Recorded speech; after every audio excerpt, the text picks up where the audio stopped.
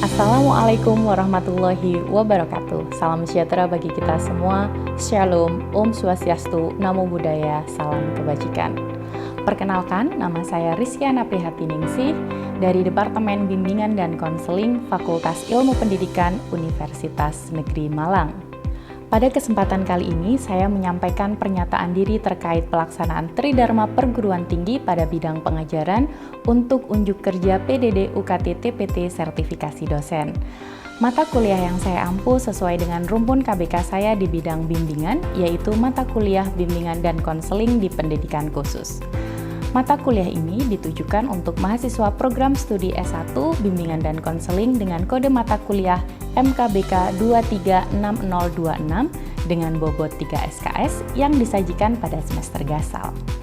Mata kuliah ini membahas tentang hakikat anak berkebutuhan khusus, meliputi pengertian, jenis, kekhususan, serta karakteristik unik baik secara fisik, intelektual, sensorik, dan sosial emosional. Selanjutnya, mata kuliah ini mengkaji ragam sistem layanan pendidikan bagi anak berkebutuhan khusus. Tidak hanya itu, mata kuliah ini juga mendalami hakikat bimbingan dan konseling di pendidikan khusus, mengkaji pendekatan intervensi yang sesuai dengan anak berkebutuhan khusus, bagaimana pelaksanaan serta analisis kebutuhan bagi anak berkebutuhan khusus, hingga penyusunan program bimbingan dan konseling yang komprehensif, serta model kolaborasi interdisipliner. Di akhir mata kuliah ini, mahasiswa juga dibekali dengan keterampilan merancang proyek akhir berupa program bimbingan dan konseling komprehensif untuk anak berkebutuhan khusus di setting sekolah khusus ataupun di sekolah inklusif.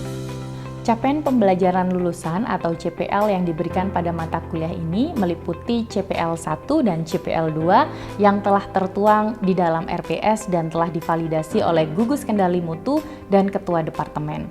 Adapun capaian pembelajaran mata kuliah ini atau CPMK yang diharapkan antara lain CPMK 1.1, mahasiswa mampu menganalisis hakikat anak berkebutuhan khusus dan sistem layanan pendidikannya berdasarkan kajian teoritis dan regulasi yang berlaku serta kajian yang kritis serta komprehensif.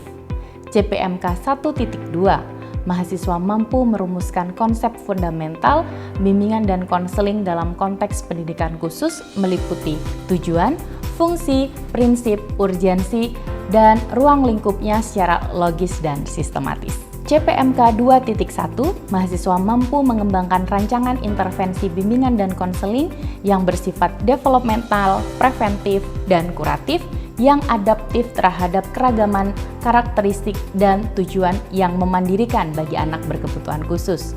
Dan CPMK 2.2, mahasiswa mampu merancang model kolaborasi dengan berbagai pihak, baik itu orang tua, guru, terapis, serta masyarakat, yang mendukung keberhasilan layanan BK yang komprehensif bagi anak berkebutuhan khusus.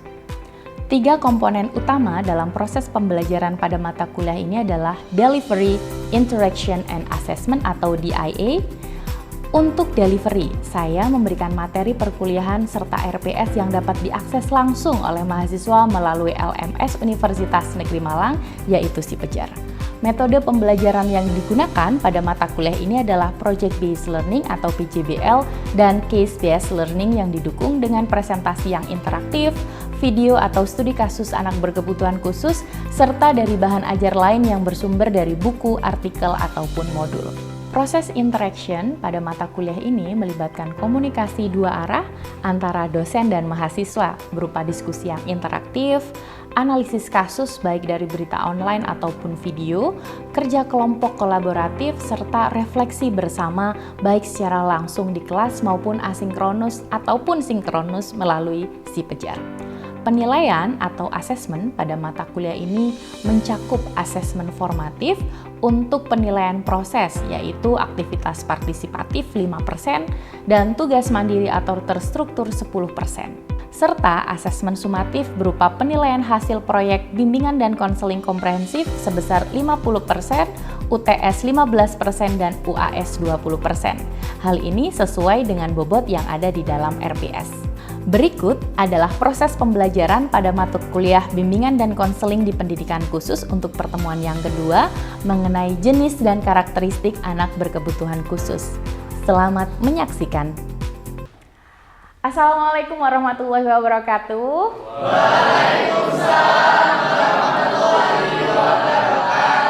Selamat pagi, salam sejahtera bagi kita semua. Shalom, Om Swastiastu, Namo Buddhaya, salam kebajikan. Baik, bagaimana kabarnya hari ini semuanya? Alhamdulillah.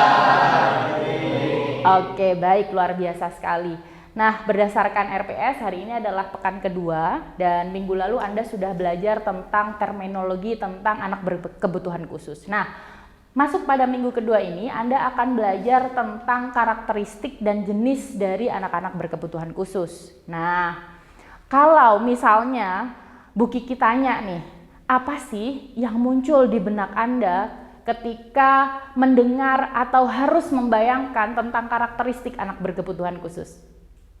Mungkin Anda bisa angkat tangan? Oke, silakan Mas Fajar. Oke, jadi menurut saya KBK itu adalah anak-anak berkebutuhan khusus yang bisa dilihat ini tidak bisa mendengar, tidak bisa melihat, dan juga beberapa orang yang harus dibantu saat beraktivitas. Kurang lebih seperti itu, Ibu. Oke, baik, tepat sekali. Kalau Mbak Re, gimana? Kalau menurut saya yang pakai alat bantu Bu, seperti alat bantu dengar, seperti itu. Mas Ilham mungkin punya pendapat lain? Ya, bisa juga memakai kursi roda atau tongkat yang bisa digunakan oleh tunanetra. Betul, tepat sekali. Jadi yang disampaikan Mas Fajar, Mbak Re, dan juga Mas Ilham tentang karakteristik unik dari anak-anak berkebutuhan khusus bisa jadi mereka yang mungkin menggunakan alat bantu dengar, menggunakan tongkat ketika jalan, atau mereka yang menggunakan wheelchair atau alat bantu untuk berjalan, atau mungkin ada banyak sekali karakteristik unik yang lain. Hari ini teman-teman semua akan mengidentifikasi karakteristik unik dari anak-anak berkebutuhan khusus. Nah, lebih lanjut berdasarkan Undang-Undang Nomor 8 Tahun 2016 mengklasifikasikan tentang penyandang disabilitas itu ada 4. Yang pertama ada fisik, intelektual, mental, dan sensorik. Kita akan membahas 4 klasifikasi dari disabilitas ini berdasarkan Undang-Undang Nomor 8 Tahun 2016. Anda mulai mengidentifikasi jenis dan ragam dari anak berkebutuhan khusus. Simak video berikut ini. Medicine has not been able to cure me, so I rely on technology to help me communicate and live. Ia adalah Stephen Hawking, satu dari ilmuwan fisika penelaah awal jagat raya yang harus menyudahi perjalanan hidupnya di usia 76 tahun. Sejak usia 21 tahun, Hawking didiagnosis menderita amyotrophic lateral sclerosis atau ALS, yakni penyakit motor neuron yang melumpuhkan hampir seluruh saraf motorik di tubuhnya, sehingga menyisakan kemampuan komunikasi hanya lewat gerakan kelopak mata, serta menarik ulur otot mulut dan pipinya. Keterbatasan bukanlah hambatan. Hawking mengandalkan sebuah kursi roda berteknologi buatan Perbola sebagai pusat kegiatannya selama lebih dari 30 tahun. Nah, setelah Anda nonton video barusan tentang Stephen Hawking, kira-kira menurut Anda beliau itu masuk kategori atau karakteristik atau jenis dari orang berkebutuhan khusus yang mana? Keterbatasan fisik atau tunadaksa Ibu, karena beliau mengalami kelumpuhan motorik sehingga menggunakan kursi roda khusus untuk beraktivitas.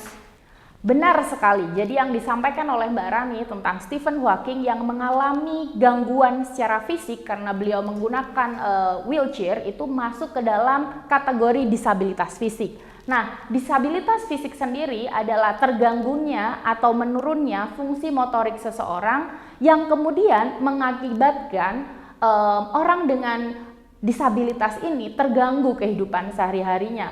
Mereka membutuhkan alat bantu, misalnya contoh wheelchair ataupun tongkat seperti itu. Atau bisa jadi teman-teman tahu ya kalau ada orang pakai tongkat kaki 4, nah itu salah satu contoh orang-orang yang mengalami disabilitas fisik. Nah, disabilitas fisik ini biasanya terjadi disebabkan karena kecelakaan atau bisa jadi seperti Stephen Hawking yang mengalami sakit atau kondisi tertentu yang menyebabkan kondisi fisiknya menjadi terganggu atau bahkan terhambat. Nah, kayak gitu. Semuanya paham? Paham. Baik, kita akan masuk ke jenis disabilitas yang berikutnya. Nah, oleh sebab itu, silahkan Anda simak video berikut ini.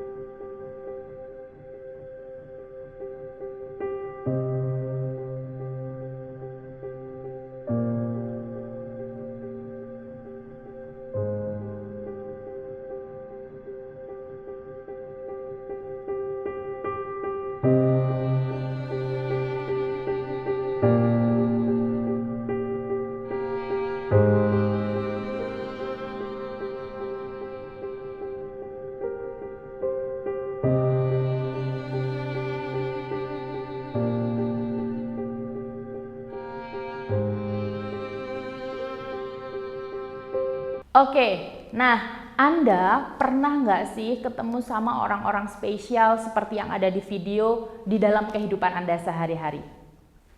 Oke, silakan Mas Nizar. Oke, saya pernah Ibu. Jadi di lingkungan saya itu ada seorang anak. Jadi dia itu belajarnya sedikit terhambat gitu Ibu. Lalu saat diajak bicara itu dia juga ada keterlambatan dalam berbicara kayak gitu Ibu. Tepat sekali Mas Nizar. Jadi yang disampaikan oleh Mas Nizar bisa jadi teman-teman semua di lingkungannya pernah ketemu atau papasan di jalan atau di lingkungannya ada orang-orang yang ada di dalam video tersebut. Nah, istilahnya disabilitas yang Anda simak di dalam video itu adalah orang-orang yang mengalami tunagrahita atau kita sebut dengan disabilitas intelektual. Kondisi ini terjadi karena mereka ini mengalami peningkatan IQ yang hanya 70 hingga usia 18 tahun kayak gitu ya, sehingga mereka terganggu secara intelektualnya, kemandiriannya, serta interaksi sosialnya. Nah, disabilitas intelektual ini juga dikategorikan menjadi 3 jenis. Yang pertama ada intelektual sosial, intelektual, dan mereka juga terganggu fungsi mentalnya, seperti itu. Oke, sekarang kita akan lanjut ke disabilitas mental. Nah, disabilitas mental ini adalah kondisi di mana individu mengalami gangguan fungsi berpikir, kemudian secara emosional dan juga perilaku yang berdampak pada interaksi sosialnya sehari-hari. Nah, kita simak video berikut ini.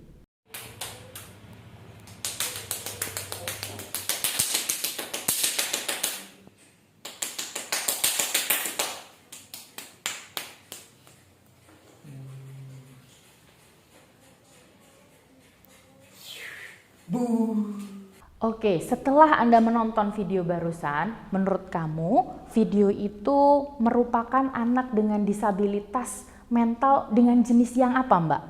Kalau dari tadi video anak itu tadi Bu, sepertinya dia mengalami cacat disabilitas mental dengan jenis spektrum autisme atau ADHD ya Bu. Soalnya seperti terlihat ada hambatan di regulasi emosionalnya dia sama hambatan di itu komunikasi sosialnya Bu.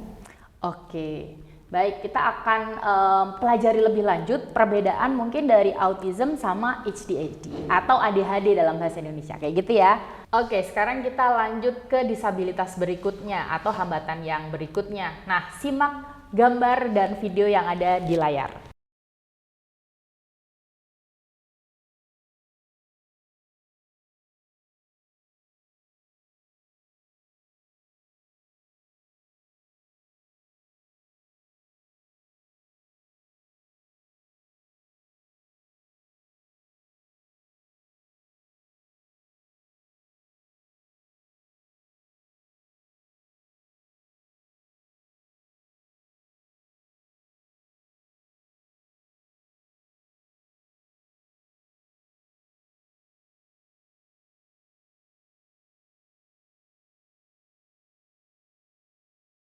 Setelah Anda melihat foto dan juga menyimak video barusan, kira-kira 2 disabilitas yang Anda lihat itu masuk ke dalam klasifikasi yang mana?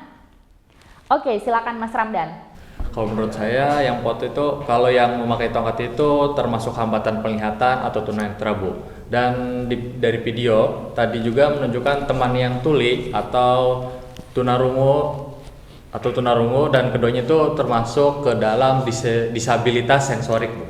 Betul sekali Mas Ramdan. Jadi teman-teman yang mengalami hambatan penglihatan dan juga teman-teman tuli itu masuk dalam kategori disabilitas sensorik berdasarkan Undang-Undang Nomor 8 Tahun 2016. Oke, kita akan lanjut untuk teman-teman bekerja di dalam kelompok. Anda akan berkumpul dengan kelompok yang sudah dibagi di pekan pertama minggu lalu dan Bu Kiki akan menjelaskan teknis kerja kelompoknya setelah ini.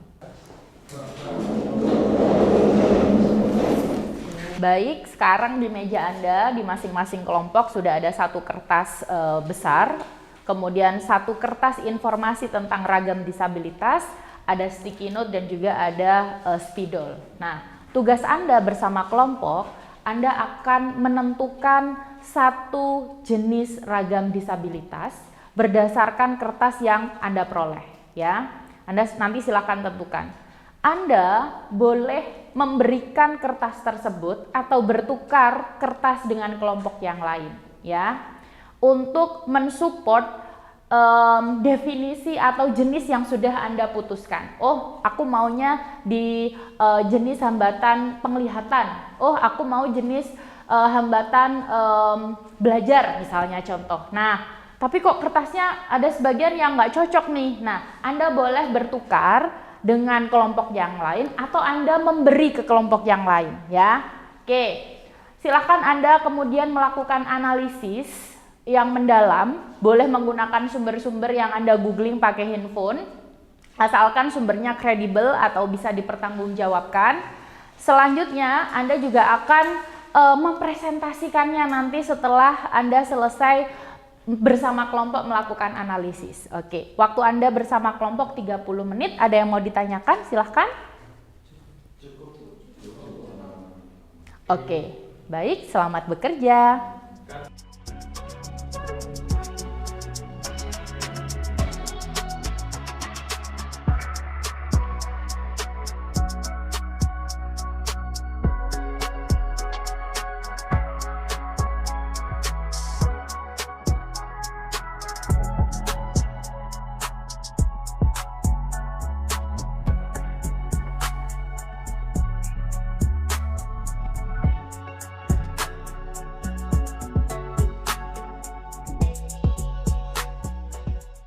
Oke, semuanya waktunya habis. Nah, Anda setelah ini bersama kelompok akan presentasi.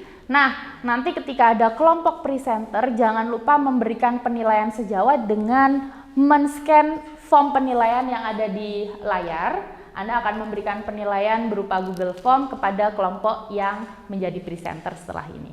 Oke, kita akan mempersilahkan kelompok 1 untuk mempresentasikan hasil kerjanya. Kita kasih tepuk tangan semuanya. Oke, baik, terima kasih Bu Kiki. Selamat pagi teman-teman semuanya. Pagi. Oke, di sini kami dari kelompok 1 akan mempresentasikan hasil analisis kami terkait dengan kartu yang sudah kami dapatkan. Di mana dari 6 kartu, 5 kartu diantaranya itu membahas tentang disabilitas mental yang mengarah pada behavioral disorder. Nah, di sini kami mengidentifikasi 5 jenis dari behavioral disorder yang kami temukan, di mana sebenarnya dari kelima ini ada yang mirip-mirip teman-teman. Jadi mohon diperhatikan. Untuk jenis yang pertama itu adalah conduct disorder, di mana ini adalah gangguan perilaku yang secara berulang itu melanggar hak orang lain. Sedangkan ini ada yang mirip juga yang juga dilakukan secara berulang, itu ada OCD atau obsessive compulsive disorder, di mana ini adalah pikiran mengganggu yang muncul berulang juga dan mendorong untuk kita melakukan tindakan tertentu secara berulang-ulang, misalkan untuk mencuci tangan agar sampai bersih sekali, atau mungkin kita sudah mematikan listrik tapi kita ragu apa kita sudah mematikannya atau tidak, sehingga kita harus mengeceknya berkali-kali, dan banyak lagi contohnya. Mungkin dari teman-teman ada yang ingin bertanya terkait dengan analisis kami? Silakan. Ini pertanyaan dari perwakilan kelompok sih yang sudah dirangkum. Jadi bagaimana cara kita menunjukkan sikap yang lebih inklusif kepada penyandang disabilitas mental? Oke, pertanyaan yang bagus, teman Sena. Jadi untuk jawaban sendiri, ya kita memberikan rasa empati dan sikap terbukalah kepada penyandang disabilitas tersebut supaya dia itu nyaman kepada kita dan kita tidak perlu ngejudge, tidak perlu memberikan kejelekan lah kepada mereka. Mungkin itu dari saya, dari kelompok. Oke, baik, cukup sekian dari kelompok 1. Mohon maaf, kurang lebihnya mohon dimaafkan. Saya tutup. Wassalamualaikum warahmatullahi wabarakatuh. Waalaikumsalam warahmatullahi wabarakatuh. Luar biasa sekali presentasi dari kelompok barusan. Semuanya Anda menjadi paham bahwa ragam atau jenis-jenis dari anak-anak berkebutuhan khusus itu cukup banyak sekali. Bahkan ada yang mengalami hambatan penglihatan, itu nggak hanya tentang orang-orang yang totally blind kayak gitu ya. Ada mereka yang juga mengalami low vision, atau mereka yang mungkin kalau nggak pakai kacamata, mungkin dari teman-teman di kelas ini juga akan terganggu ya kehidupannya. Nah, oleh karena itu sekarang Buki pengen tahu, menurut Anda, dengan Anda sudah memahami ragam dan jenis anak-anak berkebutuhan khusus, apa sih pentingnya layanan BK untuk mereka yang mengalami hambatan-hambatan atau jenis-jenis dan ragam disabilitas ini. Menurut Mbak Nabila gimana? Menurut saya layanan bimbingan dan konseling untuk teman-teman ABK itu harus adaptif Ibu, karena konselor itu harus mengetahui kebutuhan apa yang mereka butuhkan, serta media konseling yang digunakan itu harus sesuai dengan aksesibilitas mereka, seperti itu. Oke, luar biasa sekali jawaban dari Mbak Nabila. Kita kasih tepuk tangan semuanya. Baik, nah minggu depan kita akan membedah lebih lanjut, lebih mendalam tentang layanan pendidikan untuk anak-anak berkebutuhan khusus. Dan lebih spesifik lagi kita akan membahas tentang bagaimana peran konselor sekolah atau guru BK di pendidikan anak berkebutuhan khusus. Oleh karena itu, sebelum minggu depan kita laksanakan pertemuan kita yang ketiga, silahkan Anda membaca peraturan menteri, undang-undang, atau kebijakan-kebijakan terbaru terkait penyelenggaraan pendidikan anak berkebutuhan khusus, serta bagaimana peran konselor sekolah atau guru BK di dalam layanan BK untuk anak-anak berkebutuhan khusus. Oke, mungkin ada yang mau ditanyakan sebelum kelas kita akhiri? Cukup. Oke, baik, tepuk tangan buat Anda semuanya, luar biasa. Baik, saya akhiri untuk pertemuan kita pada pekan kedua dengan alhamdulillahirabbil alamin. Wassalamualaikum warahmatullahi wabarakatuh.